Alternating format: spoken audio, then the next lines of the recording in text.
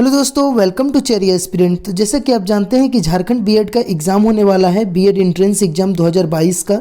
ठीक है, और इसमें से आपके 40 पेडागोगी के क्वेश्चन यानी टीचिंग एप्टीट्यूड के क्वेश्चंस पूछे जाएंगे, जिसमें बहुत ही लॉजिकल आपको आंसर देने हैं ताकि आपको किसी भी तरह से कोई दिक्कत ना हो। पहले के सेट 1 वाले वीडियो में हमने लॉजिकल 10 क्वेश्चंस करा था। ठीक है, और उसमें से हमने ये बताया था कि आप किस तरह से लॉजिकल सोच पाएंगे कि कौन सा आंसर सही होगा, कौन सा आंसर गलत होगा।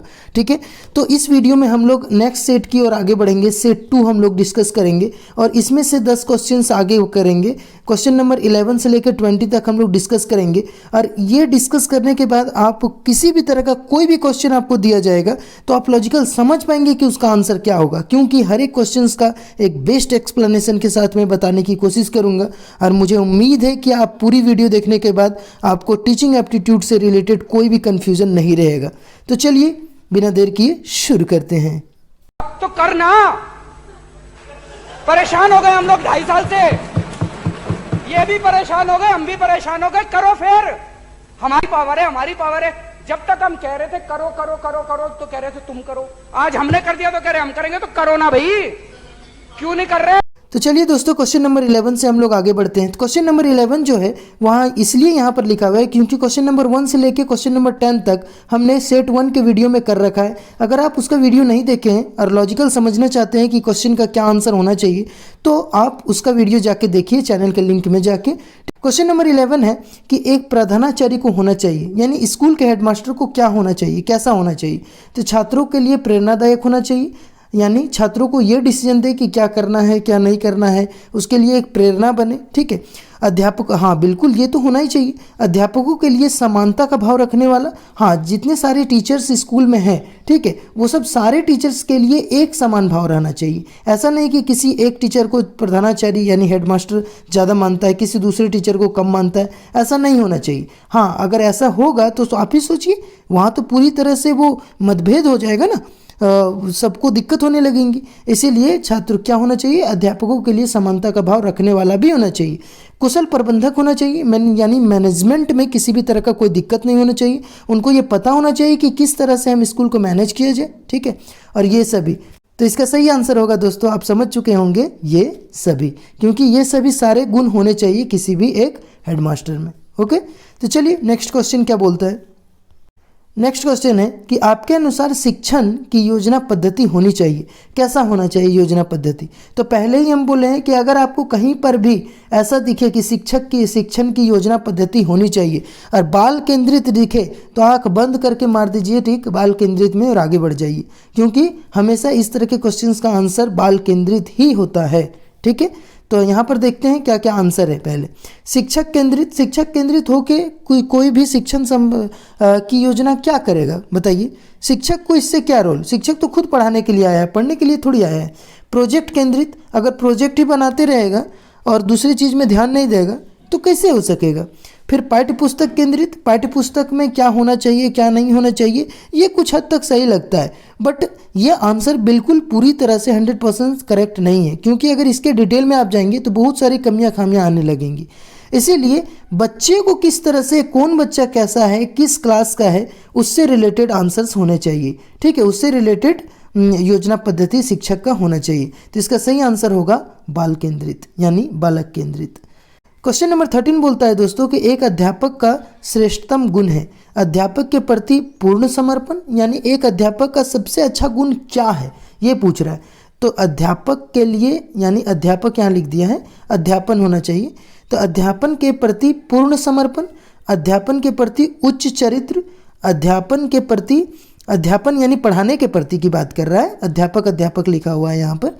ठीक है, यहाँ होना चाहिए अध्यापन, क्या होना चाहिए, अध्यापन यानी पढ़ाने से रिलेटेड।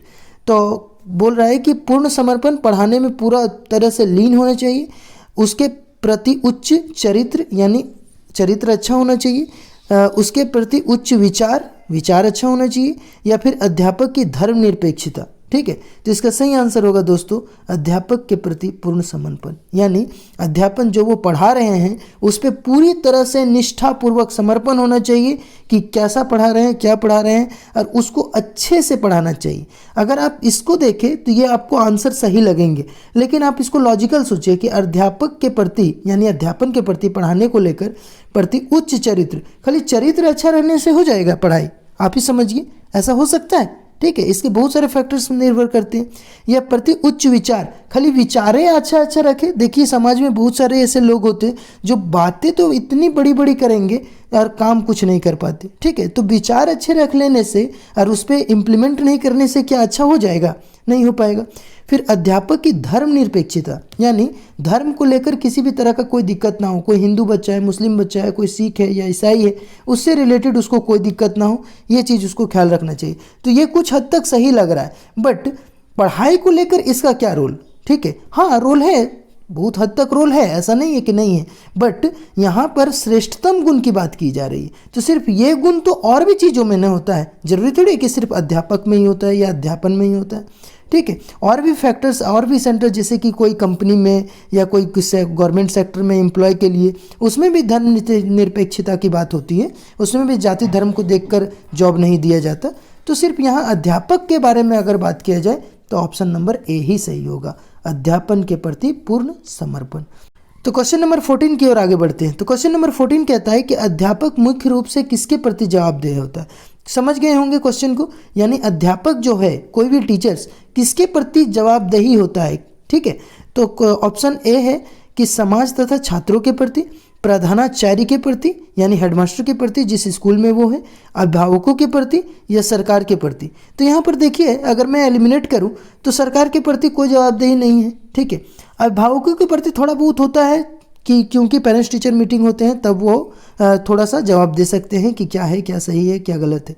प्रधानाचार्य के प्रति भी जवाबदेही होता है जब वो मीटिंग होते हैं, लेकिन मेनली अगर आप देखा जाए तो आंसर ये सही होना चाहिए और इसका आंसर सही होगा ए। सही बात है कि समाज तथा छात्रों के प्रति।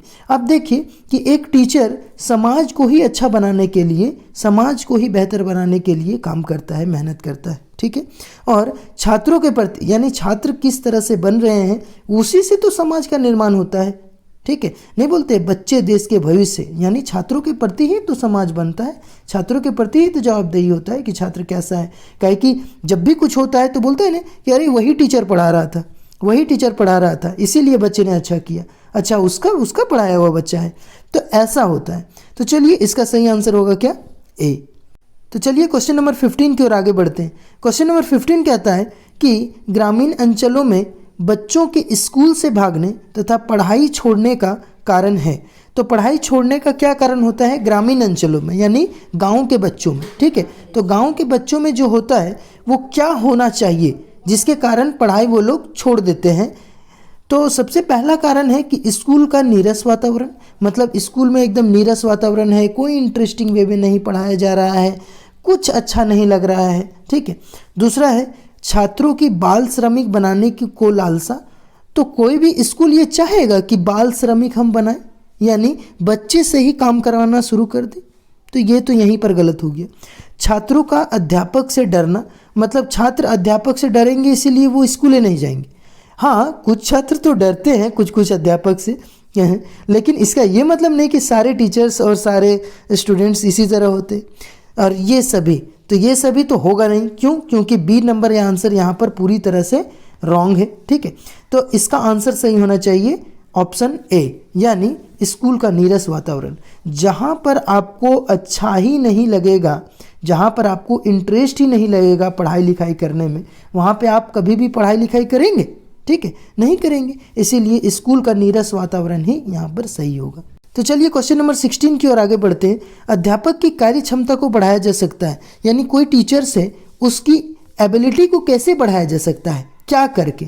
तो सबसे पहला ऑप्शन है कि परीक्षा फल के अनुसार पदोन्नति कर देकर, यानी उसको प्रमोशन देकर। ठीक है, यानी रिजल्ट निकला तो टीचर्स को प्रमोशन दे दिया जाए। तो बच्चे का रिजल्ट निकला और टीचर को प्रमोशन दिया जाए, आप समझिए लिंक। कुछ ऐसा कुछ सही नहीं लग रहा है। क्वेश्चन नंबर 2 है, ऑप्शन 2 है, कड़े स्कूल प्रशासन द्वारा, कड़े स्कूल प्रशासन द्वारा किसी अध्यापक का एबिलिटी कैसे बढ़ाया जा सकता है, बताइए। क्वेश्चन नंबर 3 यानी ऑप्शन 3 है, अध्यापक के कार्यों की सराहना करके। हाँ, ये ऑप्शन सही लग रहा है, ठीक है। अच्छे वेतन देकर, वेतन अच्छा तो हर चीज़ में मिलता है, ऐसा थोड़ी कि खाली टीचर्स में ही अच्छा 4200 या 4800 5200 का ग्रेड पे होता है, सारे में वेतन अच्छा मिलता है। ग्रुप ए लेवल का जितने सारे जॉब्स होते हैं वो सब में अच्छा वेतन मिलता है। तो यहाँ पर अध्यापक की बात कर रहा है, तो इसका सही आंसर होगा अध्यापक के कार्यों की सराहना। आप ही सोचिए कि अगर आप किसी बच्चे को पढ़ा रहे हैं, ठीक है, और उसकी आपकी कार्य क्षमता को अगर बढ़ाना है, ठीक है, तो अगर वो बच्चे के पिताजी आके या कोई आके उसको ये बोले, आपको ये बोले कि वाह क्या आपने पढ़ाया है, मज़ा आ गया, ठीक है, बच्चे ने बोला, हम जो क्वेश्चन पूछे बच्चे से उसने अच्छे से जवाब दिया, तो क्या आपने पढ़ाया है, बहुत अच्छा पढ़ाते हैं सर आप, बहुत बेहतरीन पढ़ाते हैं। इससे क्या होगा कि आगे आपका मन खुश होगा और भी अच्छा पढ़ाने को मन चाहेगा, जी चाहेगा। चलिए नेक्स्ट क्वेश्चन की ओर आगे बढ़ते हैं। क्वेश्चन नंबर 17 कहता है कि शिक्षा शक्ति एवं सत्ता का स्रोत है, यानी शिक्षा जो है, एजुकेशन जो है, वो शक्ति यानी पावर, ठीक है, और सत्ता यानी पोस्ट, कोई भी पोस्ट यानी पोजीशन की बात की जा रही है, यानी आपके पद की बात की जा रही है, आप किस पद पर हैं उसकी बात की जा रही है। तो वो स्रोत है किसके लिए अच्छा है, तो महिलाओं के लिए, ठीक है, तो महिलाओं के लिए तो अच्छा है ही, अगर एजुकेटेड महिलाएं होंगी, एजुकेटेड समाज होगा, ठीक है, तो अगर महिलाएं एजुकेटेड होगी तो समाज भी एजुकेटेड होगा। एक कहावत है ना कि अगर आप एक पुरुष को पढ़ाते हैं तो सिर्फ उसे पढ़ाते हैं, अगर आप एक महिला को पढ़ाते हैं तो उसकी पूरी पीढ़ी को आप पढ़ाते हैं, उसकी पूरी पीढ़ी को आप साक्षर कर रहे हैं। तो ये कहावत भी बहुत अच्छी कहावत है। तो इससे यहाँ पर फिट बैठता है कि महिलाओं के लिए भी शिक्षा जरूरी है। पिछड़ों के लिए, माने जो बहुत अत्यंत पिछड़े हैं, ST SC लोग, जो पहले से ही हमारे समाज में संविधान में इसको आरक्षण मिला हुआ है, ठीक है, काहे कि पहले के ज़माने में इस तरह के लोग एकदम, अभी भी आप देखिए कहीं गांव में जाके तो पढ़ाई के प्रति जागरूकता एक कंपैरिजन टू जनरल और OBC के मुकाबले पिछड़े लोगों के लिए, यानी आदिवासी समाज के लिए या फिर गाँव में लोगों के लिए ये थोड़ा सा कमी है। ऐसा नहीं बोल रहा हूँ कि इनको आरक्षण मिलना चाहिए या नहीं मिलना चाहिए, इसमें हम डिस्कस नहीं करेंगे, लेकिन हम इतना जानते हैं कि अगर जो पिछड़ा समाज है उसको एजुकेट किया जाए तो वो शक्ति भी देगा और पोजीशन भी उसको देगा, ठीक है। बालकों के लिए तो जरूरी है, बालक ही तो लड़की भी हो सकती है, लड़का भी हो सकता है, पिछड़ा समाज भी हो सकता है, और वो दोनों। तो इसका आंसर होगा दोस्तों, आप समझ गए होंगे, और वो दोनों, ठीक है, क्योंकि यहाँ पर देखिए महिलाओं के लिए भी ये शिक्षा अच्छा है, ठीक है, एजुकेशन, और पिछड़े बालकों के लिए यानी पिछड़ों के लिए भी अच्छा है। चलिए क्वेश्चन नंबर 18 की ओर आगे बढ़ते हैं। क्वेश्चन नंबर 18 कहता है कि भारत में शिक्षित बेरोजगारी का मुख्य कारण है, यानी पढ़े लिखे लोग जो हैं वो भी बेरोजगार हैं, ठीक है, वो भी क्या है, बेरोजगार है, यानी UG PG कर रखे हैं उसके बावजूद कुछ नहीं हो पा रहा है, ठीक है। तो इसका सही आंसर होगा दोस्तों उद्देश्यहीन शिक्षा, यानी जो चीज़ स्कूल कॉलेजेस में पढ़ा रहे हैं उनको बच्चों को ये नहीं समझाया जाता है कि इसका जीवन में कहाँ रोल है, ठीक है, ये कि आप इस चैप्टर को पढ़ने के बाद आप क्या करेंगे। इसीलिए बच्चे जैसे तैसे पढ़ के थोड़ा बहुत चीटिंग करके भी पास हो जाते हैं, ठीक है। तो अगर पता रहे कि इसका रोल कहाँ है, हमें क्या करना है, आगे अच्छे से पढ़ना है, ठीक है, तो कभी भी शिक्षित बेरोजगारी ज़्यादा से ज़्यादा नहीं बढ़ेंगे, ठीक है। तो इसका सही आंसर होगा दोस्तों उद्देश्यहीन शिक्षा, ठीक है।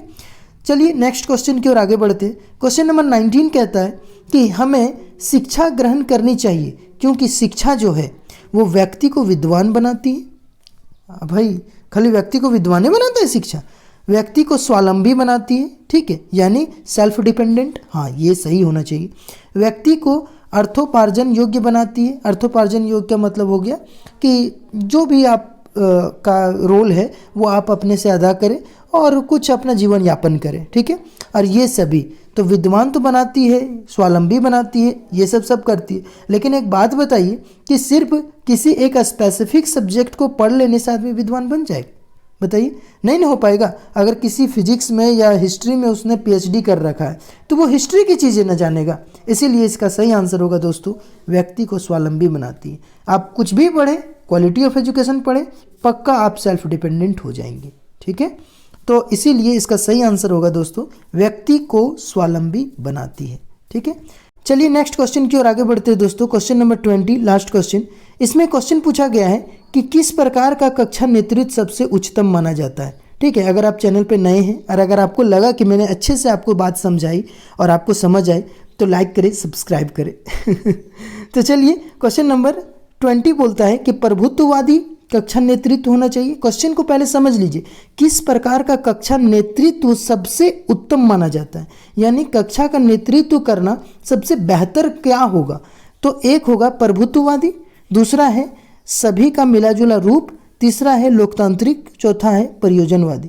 तो इसका सही आंसर होगा, जैसा कि आप देख रहे हैं, लोकतांत्रिक, यानी लोगों के तंत्र द्वारा, लोगों द्वारा जो सबके राय मशवरे से जो कक्षा नेतृत्व होना चाहिए वो सही होता है। देखिए समाज में भी कोई चीज़ होता है तो सबसे पहले मीटिंग होती है ना, सबका राय पूछा जाता है, उसके बाद फिर पता लगाया जाता है कि इसका सही आंसर, सही डिसीजन क्या होना चाहिए। इसीलिए इसका भी सही आंसर होगा लोकतांत्रिक। ठीक है, तो चलिए लास्ट क्वेश्चन तक हमने डिस्कस करा। नेक्स्ट सेट में हम लोग क्वेश्चन नंबर 20 से लेके 30 तक डिस्कस करेंगे। अगर आपको ऐसा लगा कि अच्छे से समझ आया तो चैनल को लाइक सब्सक्राइब करना ना भूलें। फिर मिलते हैं नेक्स्ट वीडियो में, तब तक के लिए आप खुश रहिए, मस्त रहिए और आगे पढ़ाई करते रहिए। Bye bye.